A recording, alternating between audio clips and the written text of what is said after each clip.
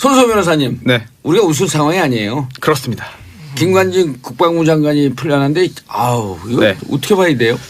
구속 적부심입니다. 예, 구속 적부심으로 풀려나는 경우가 네. 잘 없잖아요 일단. 잘 없어요. 왜냐하면은 이게 작년 기준으로 한 2,000건 이상이에요. 예. 구속 적부심이 신청돼서 예, 판단을 한 게. 근데 예. 그 중에 한 15% 정도만 풀려났습니다. 300명 15%니까 정도 꽤 되네 풀려나네요. 하는 예. 생각하는데요. 이게 또 그렇지가 않습니다. 왜냐하면 구속됐는데 그 후에 뭐 합의를 한다든지 피해자하고 아니면 구속된 후에 뭐 변제를 굉장히 많이 이제 뭐 했다든지 뭔가 조치를 취했다고요. 더 이상 구속을 할 필요성이 정말 없어져서 아하. 그때 상황이 변했다라고 해서 그 풀려나는 석방되는 경우가 거의 대부분이고 지금 김관진 전 장관처럼 나는 이거 범죄 아니라고 생각한다. 다툼할 여지가 있는 거 아니냐. 그리고 이거 나는 지금 증거인멸할 염려도 없고 죽어도 확실한데 도주 뭐 안 한다. 이거 판단 잘못된 거다라고 정식으로 법리 다툼을 해가지고 풀려나는 경우는 저는 사실 못 봤어요. 잘 보기 어려워요. 그래서 그래도 우리에게 큰 그 하나의 역사적 이벤트를 줬네요. 못했던 걸 했으니까. 그렇습니다. 물론 굉장히 여러 사람에게 이게 되는구나 하는 그런 신선한 그런 뉴스를 주긴 한 건데 신선하네요. 그건 신선하지 네. 않아도 돼요. 그럼. 네, 하지만 지금 검찰이 이렇게 말을 했죠. 오늘입니다. 오늘 이제 그 중앙지검 2차장 검사가 말을 했는데요. 약간 좀 당황을 한 것 같습니다. 그러면서 이번에 그 구속 적부심을 거쳐서 석방이 됐지만 예. 우리는 이렇게 본다라고 했는데요. 이미 김관진 전 장관이 이제 그 사이버 활동 결과를 보고받고 지시한 사실을 시인했다라고 말을 해서 일부 언론의 보도와 좀 다릅니다. 일부 언론은 이게 김관진 전 장관이 보고서를 받으면 이게 그 V자라고 하나요? 체크하는 표시가 있잖아요. 예. 이걸 했대요. 근데 이게 검찰은 이거를 확인을 하고 지시를 한 걸로 판단을 한 거고 반면 김관진 전 장관 측에서는 아니다. 이건 내가 그냥 보고를 받았다는 거를 말하는 거지 내가 지시한 증거는 아니다라고 해서 그 부분에 있어서 좀 이제 법리적인 그런 그 판단의 여지가 남아 있다. 이렇게 예. 본 것 같고요. 또 하나는 네네. 김관진 장관 이것은 대북 심리전 활동이다라고 주장을 하고 있잖아요. 네네 그렇습니다. 네. 단순히 이제 북한에 대항해서 한 것이지 이게 뭐 검찰은 국내 그런데 아니다. 정치 개입이다. 네. 이렇게 보고 있는 거고요. 그렇습니다. 그리고 또 검찰이 또 이렇게 말을 했습니다. 오늘 같은 혐의로 이미 김관진 전 장관의 당시 그 부하였던 그 임모 이제 국방부 정책실장이 구속된 상태였고 임모 임관빈. 네, 다 말해야 되나요? 네. 그럼 이거 다른 걸 뭘 임모.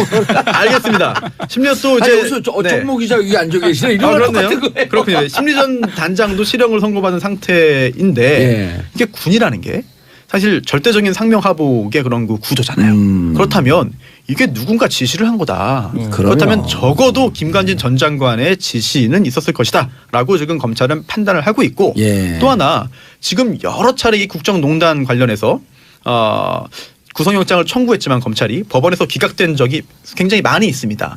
그런데도 김관진 전 장관에 대해서 영장이 발부가 됐거든요. 그러면 적부심에서 그 받아주면 안 되는 거죠. 물론 다른 판사가 판단하는 거기 때문에 결과는 다를 수가 있는 것이죠. 그런데 검찰 입장에서는 김관진 전 장관에서 수사가 그치는 게 아니라 그 윗선 당시에 대통령에 대한 MB. 수사를 하기 위해서는 이 구속된 상태에서 치밀하게 파헤쳐야 되는데 그게 한번 제동 걸린 것에 대해서 굉장히 당황하는 것 같고요. 심지어 상식적으로 납득하기 어렵다라는 말을 했는데 이게 구체적으로 이제 그 활자화돼서 보도가 될지는 모르겠습니다. 또 하나 이렇게 구속 적부심을 통해서 김관진 전 장관이 석방이 됐는데요. 그러면 다시 영장 청구해서 다시 구속시키면 안 되냐라고 생각할 수가 있는데 한 사안에 대해서. 네, 이게 또 그렇지가 않습니다. 형사소송법 214조의 3에요. 재구속에 제한이 있는데요. 이제 구속 적부심 결정에 의해서 석방된 경우에는요. 동일한 범죄 사실에 관해서 재차 구속하지 못한다라는 규정이 있습니다. 예. 그렇다면 불구속 상태로 수사를 해서 기소를 해야 되는 상황에 검찰이 처해야 되겠습니다. 알겠습니다. 그런데 김태효는 지금 이래서 그런지 부르지도 못해요. 누구요? 김태효? 사실 김 전 장관을 전략기획비서관요? 구속해서 수사하면서 뭔가를 더 찾아내고 압박을 해서 불러야 되는데 MB 대통령 수사에는 그러면 영향을 미치겠죠. 미치겠죠. 수사의 의지가 진짜 꺾일 미치겠네. 수도 있고 수사 의지가 꺾이지 않더라도 수사에 있어서 걸림돌이 될 것 같습니다. 아니 어제 한 그 사회학과 전공한 교수한테 잠깐 여쭤봤더니 이렇게 얘기를 해요. 이게 적폐청산이 이렇게 힘든 겁니다. 왜냐하면 우리 사회에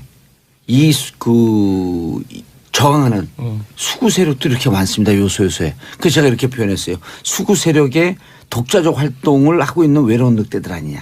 외로운 늑대라고 하면은 혼자 판단해서 혼자 그럴 수 있죠. 내가 대변인이다. 내가 그렇죠. 대표자다라고 생각을 해서 스스로들이 밀고 들어오다- 동하는 거지. 이렇게 밀고 들어오다 나한테까지 칼 끝 조지 않을까? 그럴 수 있죠. 이런 사람도 있는 거죠. 그러니까 본인들이 가지고 있는 기득권을 놓고 싶지 않은 거죠. 옛날이 좋았다. 예.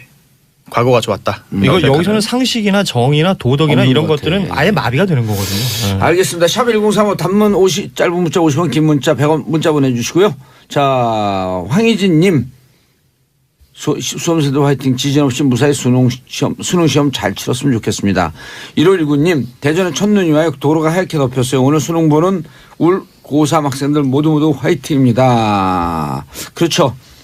그 화이트 크리스마스 눈이 오고 있으니까 진행 중이잖아요. 그렇죠? 그렇죠. 하얀 거 눈이 오는 것이 계속 오고 있다. 진행 중을 영어로 화이팅. 그렇군요. 알겠습니다. 점점 일이 네. 커지네요. CNN 불러야겠네요. 이거. 자 다음 뉴스. 지금 2교시 수학 영역 시험 중이에요. 그렇죠. 진행이 되고 있고 예. 뭐 수학이나 선택한 거에 따라서 이제 뭐 국사를 시험 칠 수도 있는 것인데 예. 지금 이제 수학 능력 평가 시험이 오늘 진행이 되고 있습니다. 일주일 연기가 돼서 진행이 되고 있는데 이 포항 지역의 지진 영향으로 뭐 지난 일주일 내내 수험생들도 고생이 많았을 테고 예. 뭐 수험생의 가족들 그리고 뭐 이제는 보도가 많이 됐습니다만 그 감금되어 있던 출제위원들 뭐 모두 고생이 많았는데 오늘 지금 시험이 진행이 되고 있고요.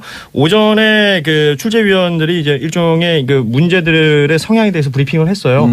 그런 것들이 이제 차곡차곡 진행이 되고 있는 것인데 그 시험장 안에 지진 지진을 계측기가? 그렇죠. 측정할 수 있는 지진 계측기가 이제 들어간 거죠. 그 이유가 여기 지금 우리나라 역사상 처음인 것 같은데요. 대학 수학능력 시험을 치는 곳에 뭐 그 시험 감독관을 제외하고 의사 그리고 이제 건축 관련 전문가가 함께 있다는 것입니다. 어찌됐건 특히 포항 지역에. 그렇죠. 지진이나 뭐 어떤 다른 어떤 그 모습이 보이면 빨리 조치를 취할 수 있게끔 전문가들을 현장에 투입을 한 건데 그 기준이 모호하다는 거예요.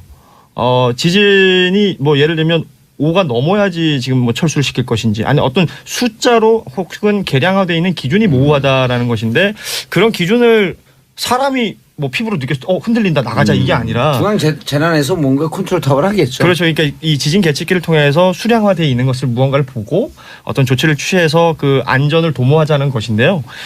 결과적으로는 현재까지는 어떤 뭐 여진이나 어떤 문제 없이 정상적으로 진행이 되고 있다고 하는데 혹시 모를 상황들을 대비해서 준비를 하고 있는 것이고 지금 포항 지역의 그 지진 이후에 4개의 고사장이 그 위험에 처해졌었기 때문에 그 고사장이 아닌 다른 곳에 시험을 치고 장소를 있는 바뀌었죠. 것이고 네. 그럼에도 불구하고 또 포항 지역에 뭔가 있을 수 있기 때문에 예비 고사장을 인근 뭐 경북 영천이라든지 경주라든지 다른 지역에 또 지금 준비를 해놓고 있다고 해요. 예. 그래서 오늘 수능을 치다가 뭔가 문제가 생기면 수험생들을 모두 한 곳에 집결시킨 다음 예비 고사장으로 이동을 해서 시험을 친다라는 그 계획까지는 세워놓고 있는 거거든요. 그럼 그분들은 그동안의 시간을 멈추는 거예요. 그렇죠. 예. 그러니까 시험에 어떤 불이익이 없게끔 시간차로 시험을 볼 그렇죠. 수 있게끔. 그리고 그러려면 또 문제가 유출이 되면 안 될 거기 때문에 그런 부분들을 모두 신경을 써서 교육당국에서 진행을 하고 있다라는 얘기입니다. 알겠습니다. 자, 수능에 대해서도 할 얘기가 많지만 이런 거 주제 하나 줘도 하루 종일 얘기할 텐데. 그렇죠. 이게 결국은 우리나라 수능이 딱 하루잖아요. 예. 이 대학을 가는 것이 하루에 모든 게 결정되고 어찌 보면 누구는 인생을 이 하루에 결정한다라는 얘기를 하는 사람들도 있는데 그래서 이 시험 제도에 대한 어떤 문제 제기하는 분들이 많습니다. 그래갖고 또 비교과 영역 만들었고 그 수시로 했더니 그것도 비교과 영역에 대해서 학원을 10군데를 다녀야 돼요. 그렇죠. 학원 전문가시니까 또 잘 근데 아시잖아요. 그렇다 해도 정말 시험 하루, 시험 하나에 모든 걸 결정하는 거는 사실은 옳지 않죠. 예전 스타일이기 때문에 지금 이제 탈피하고 벗어나야 됩니다. 그래서 문제은행식으로 했고 1년에 한 서너 번, 두세 번 이렇게 봐서 자기가 원하는 택하는 그렇죠. 토플, 토익 다 그렇잖아요. 네. 계속 시험 받고 좋은 점수로. 그렇죠. 그래서 그게 이제 문제은행식으로 돼야 되는데 그렇게 교육부장은 잘하겠죠. 근데 지금 대학 갈 수 있는 방법이 뭐 한 3,000가지 정도 된다라고 하잖아요. 그러니까 컨설팅을 그렇게 많이 한다는 건데. 그러니까 수시라는 게 생겨서. 일단 수시 비교과 영역으로 해갖고 학종이라 그러죠. 학종. 학생 종합평가. 이게 학교 갖고 선생님들한테 2, 3년 전에 그래서 어떻게 돼야 돼요? 그러면 학교 선생님이 학원 가서 상담하세요.